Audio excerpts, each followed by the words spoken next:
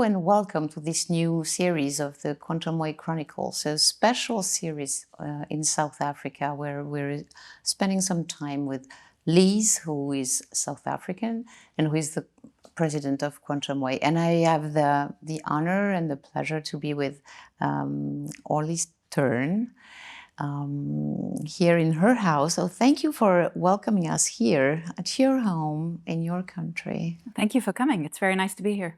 Yeah. So you're a lawyer, a humanitarian lawyer, and you do a lot of research, but also consulting for different organizations. And we wanted to, and you've worked you've searched around women in conflicts within countries of who are in conflict. Maybe my first question is, what brought you to this specific job that you're doing? Okay. It was never a conscious decision to do this job. It was just a winding, long path that eventually took me there. So when I finished my university, I became a lawyer, and I did a few years in a commercial law firm, writing contracts and trust documents. And very, very quickly, it became clear to me that was not what I was supposed to do with my life. I was called by human rights. I was called by helping people. And I lived in South Africa, it was about 20 years ago, and there were so many big social problems and so much desperation and so many human rights violations and so many people that needed help. And it felt very unnatural for me to be serving the most privileged of the population. And so I went and did a master's in human rights and more became interested in human rights. And then within that, I started finding armed conflict very interesting. And so I specialized more in armed conflict. And within that, I started finding the situation of women more interesting. And so it was a long and winding path that eventually landed me into this area of work, which I just really, really love. So you've just published a paper on correct me if I'm not right, on women trading across borders in armed conflict countries. Yeah. What can you tell us about this one? Because it's really interesting the way you see the situation of those women. Okay. Well, if I can start by stepping back, so much of the work that I've done has been specifically around trying to see the gendered picture in something which we don't often see the gendered picture. There's so many topics in the world where if you don't look for the gender piece, if you don't look at how men and women experience it differently, you can easily never see it. And so cross-border trade and conflict is exactly one of those things. If one wasn't looking for a gender picture, one would so easily look at cross-border trade and never see it.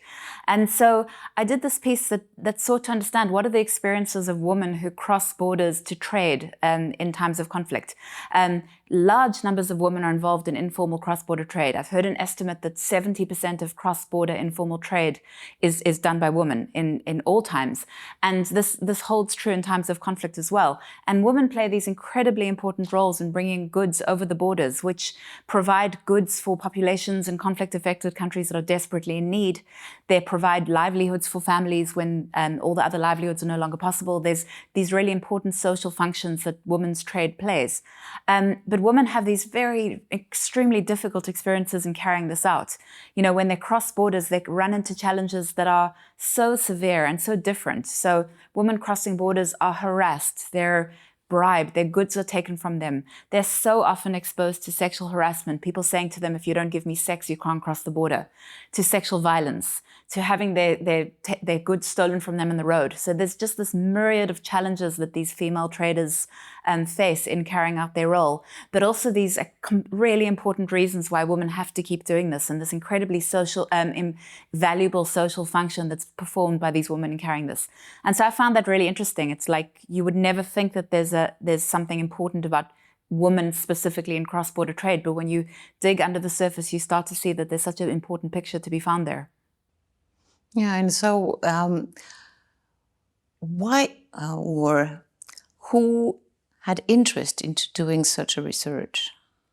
Who had interest? Yeah, why do this research, and for what? And what are the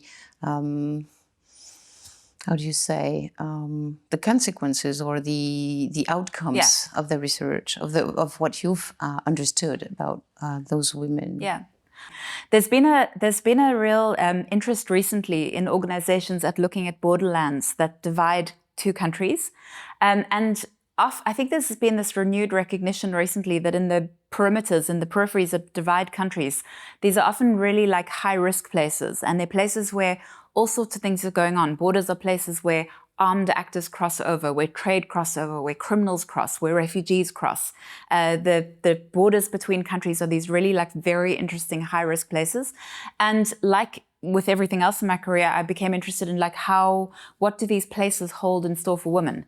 We know that they're really interesting places with all these movements of people, but like where are women falling into that? What are the ways in which women are crossing borders? What are the challenges that women experience in that? And so I've been looking at that in different ways. I've looked at it in terms of like how women in armed groups cross, how armed groups deploy women across borders. I've had real interest in that. But then one of the areas where I became interested was, what about regular women, cross-border traders, like the women who kind of create the backbone of trade and the backbone of getting supplies from A to B in times of war.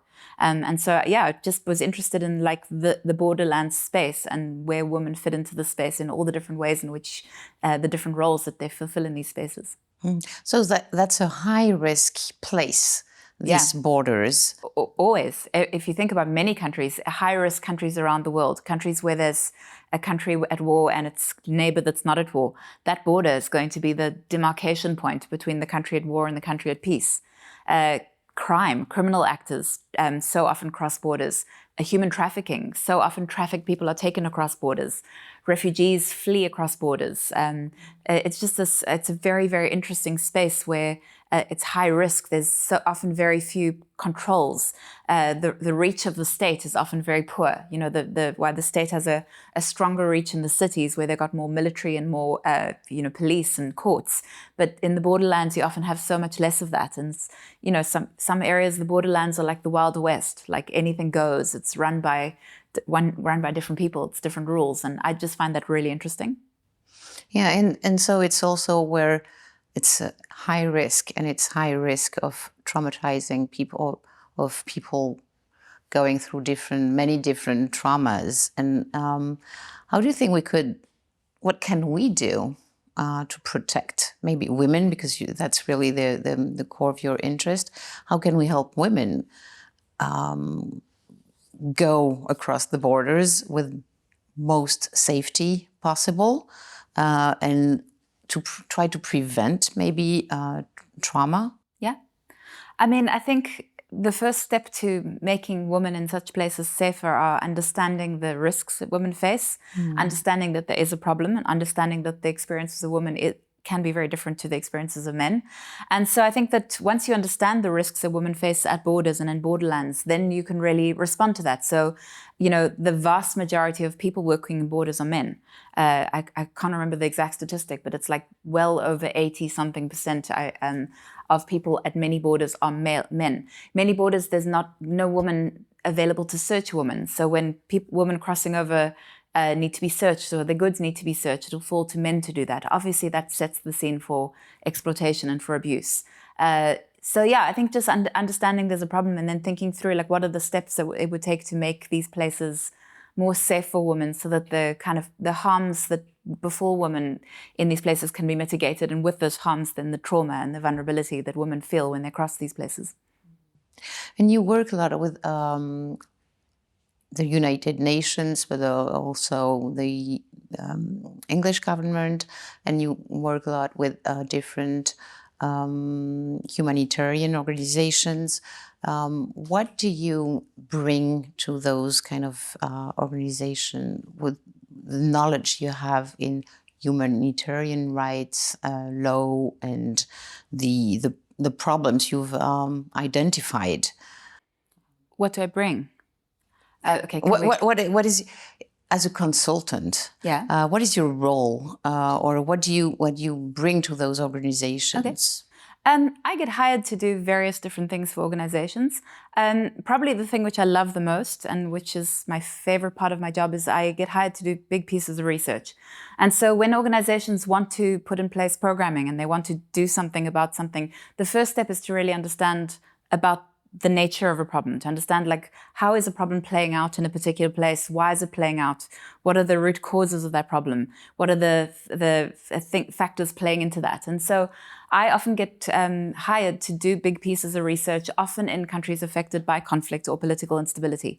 And so a client might come to me with a problem that they're trying to understand more about, or phenomenon that they're trying to understand more about. And typically I'll go in and I'll prepare a research methodology and I'll work out how are we going to answer that question? How are we going to find what are we really trying to understand? Who can tell us what about this thing that we want to know about? And then I'll go into the country and, do interviews and do focus group discussions and speak to stakeholders and speak to the various people who can tell us about it at all the different levels. And so that includes like people from government and people from the humanitarian NGO community and from the diplomatic community. But most importantly, it includes people. Displaced people, people affected by conflict, the civilians, the people who are really day-to-day experiencing these problems that we're talking about. And so I spend a lot of time like talking to them and having structured interviews with them and really trying to get to the bottom of like these problems. What is the lived experience of people affected by these problems? How are they experiencing it? What is it like? How do they feel? What do they fear? What do they do to cope with these things? So that's the sort of research that I do. And then typically I'll come out and write it up into a form that allows it to be used by humanitarian or policy actors. So I'll come and write it into a research report, a chapter, a policy piece that gives guidance, and often with recommendations of like, this is what I think we need to be doing to tackle this. Could you give an example of maybe a program or training or research that you've been involved in and all the steps that you've gone through? So specifically research. So one of the most interesting jobs that I've had in my career, it was really an amazing experience. I got, during the ISIS war in Iraq, I was recruited by the UN to work on a program that was running these one-stop shop centers for women who'd experienced gender-based violence in the conflict.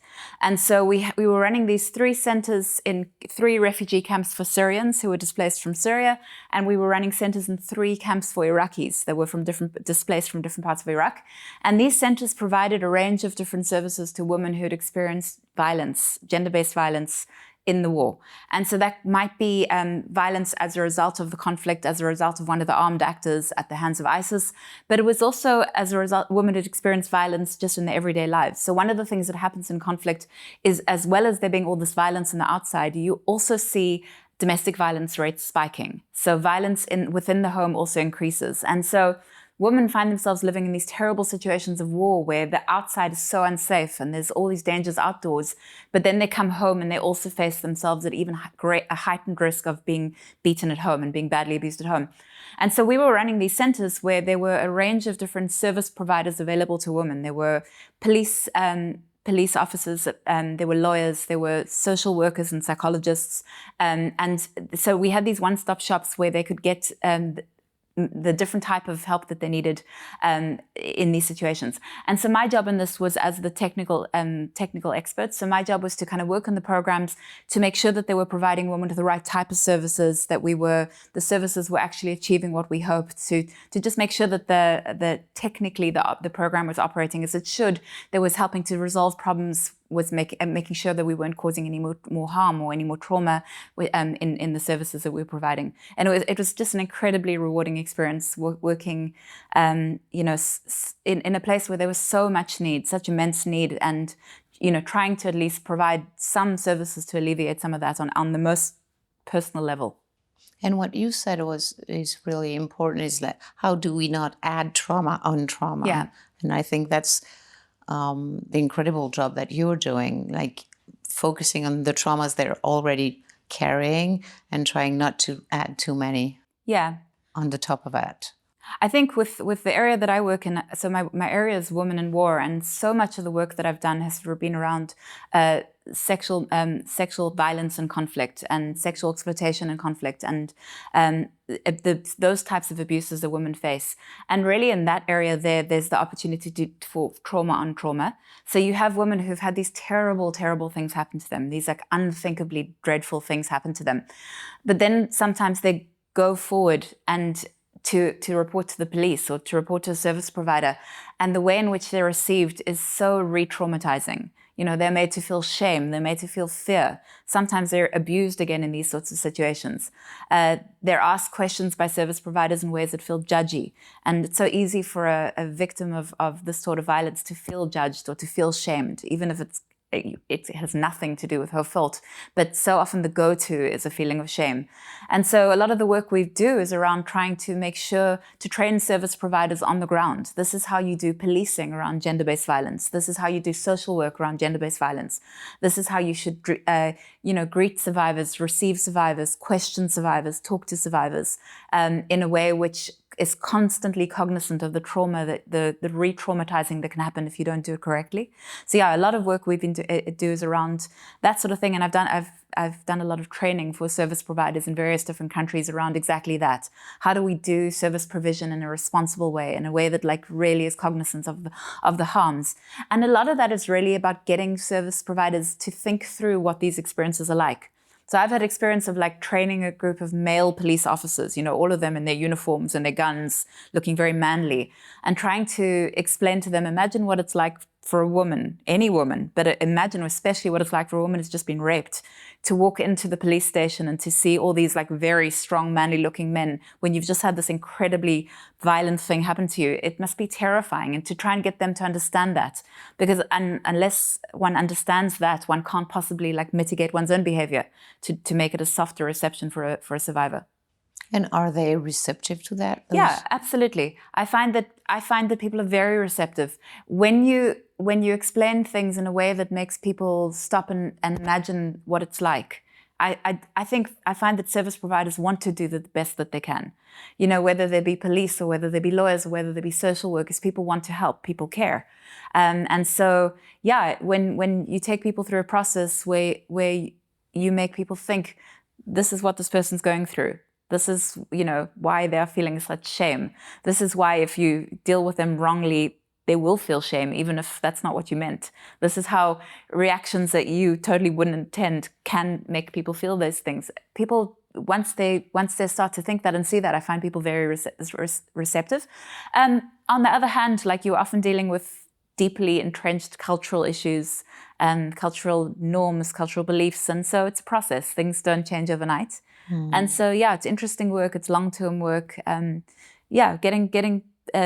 Improving service provision around these sorts of things is always long and careful work, but it's so important. And do you think that the work you're doing, really bringing this consciousness, so this focus on those gender-based situations, how can we multiply to, bring that more and more in different countries? And it's not only Africa or Syrian, Not at all. or it's everywhere. It's in every country, even in European countries and America. And so we find that everywhere. Yeah. So how can we, spread the world with this kind of, awareness of...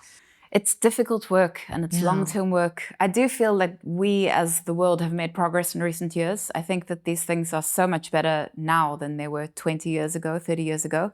I think with the Me Too movement and with, recent prosecutions of high-profile men who've been involved in abusing women, like, I think that there's a more and more of a understanding and a consciousness around the fact that, like, abuse is bad and perpetrators are responsible, not victims. But, for as much as I think that there's been great improvements, there's so far to go. There's still victim blaming is so common. I'm not answering this question very well. Maybe we can... That's okay. I don't actually know what the answer is to that. Let's keep that one out. Okay.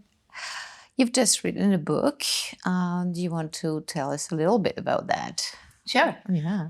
So I've just written a book that looks at women in war economies. And this book, it was the idea for this book came to me after many years of being in the field and looking at different aspects of armed conflict.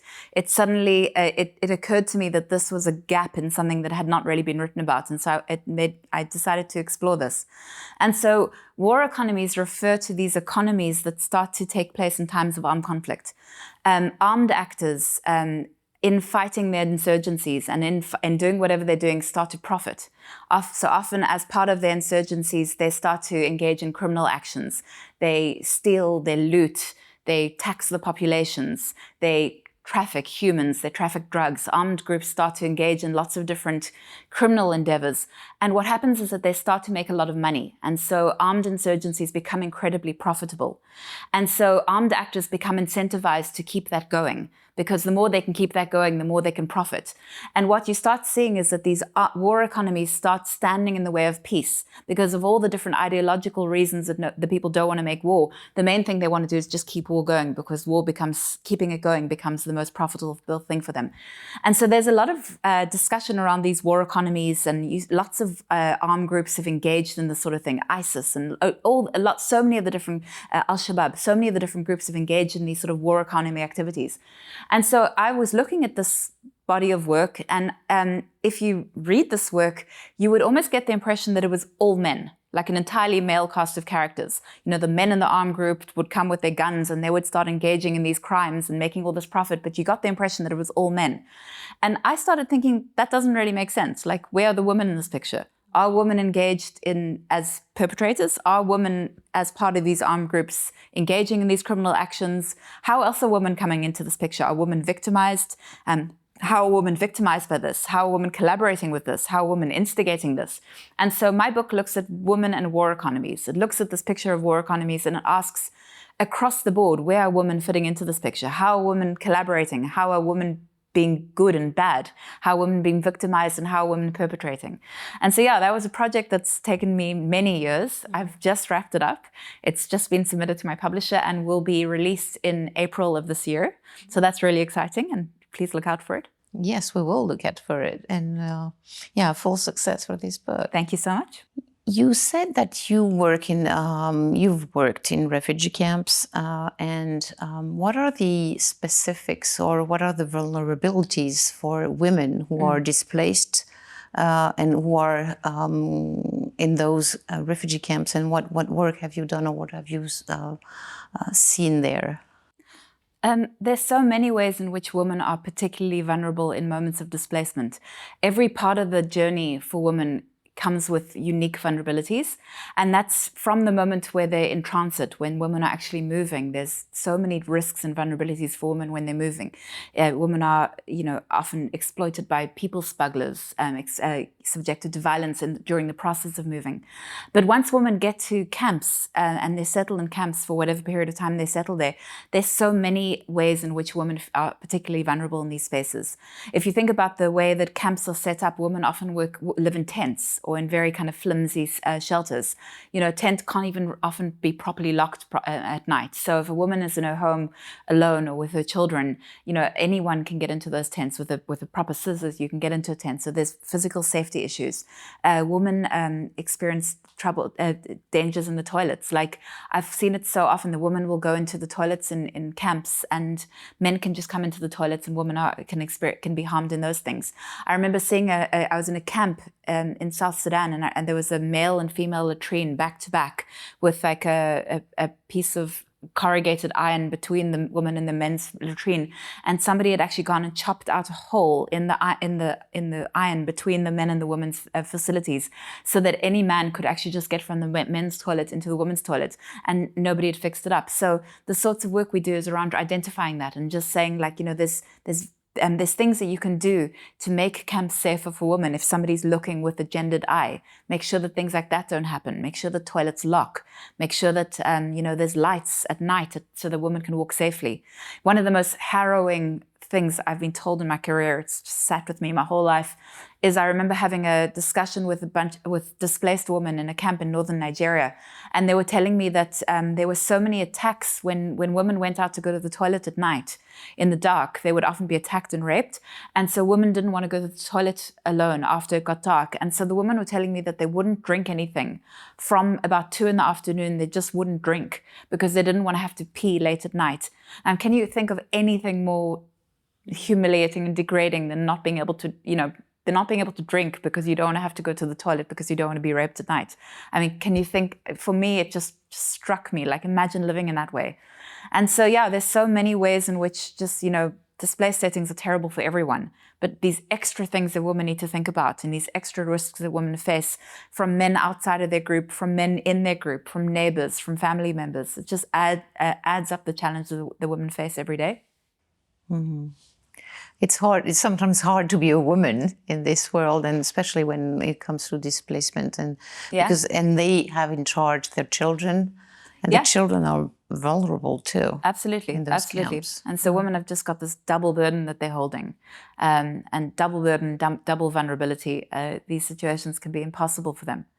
Well, thank you. Thank you a lot, Orly. I know we could talk again and again and for a long time, but I think we wrap up the main things that you do. It's really, I'm impressed by the job you're doing. Thank you. And thank you for bringing the light on those traumatized women that cross the borders, especially. And Well, thank you for coming to talk to me. And traumatized in all those conflicts that are around the world. So thank you very much. Thank you.